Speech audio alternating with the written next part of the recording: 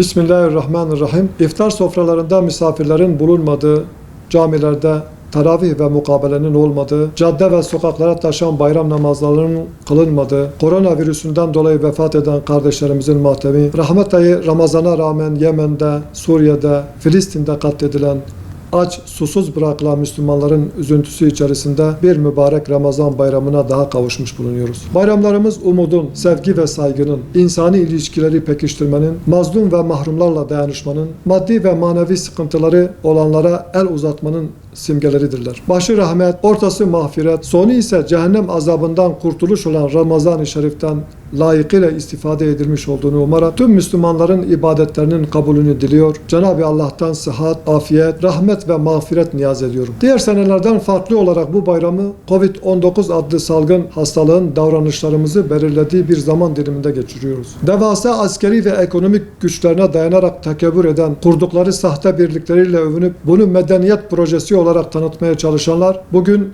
tam olarak canlı bile sayılmayan bir yaratık karşısında acziyetini ikrar etme durumunda kalmaktadır. Allah'a, kanunlarına, buyruklarına savaş açan bir dünyanın küçücük bir virüse karşı düştüğü acziyet ve çaresizliğe bakarak bundan dersler ve ibretler çıkarılması gerekir. Bu salgın süresince belki iktisadi açıdan açlık ve yokluk sıkıntısı devam ediyor. Ama tüm dünyada daha az kan döküldü, daha az suç işlendi ve daha az israf yapıldı. Atmosfer bile eskiye nazaran daha temiz hale geldi. Zorbalık ve emperyalist emellerin kısa bir süre bile olsa durdurulmasının dünyaya nispi bir sükunet getirebileceğini görüyoruz. Yine tek devlet, tek yürek gibi görülen nice kudretli devletlerin sıkıntıya düştüğü, çaresiz kaldığı dönemde dost ve müttefik diye tanımladıkları halkların tıbbi gereçlerine el koyduklarını müşahede ettik. Müslümanlar Batı'nın görece siyasi, askeri ve ekonomik gelişmişliklerine bakarak onları dost ve veli edinmek yerine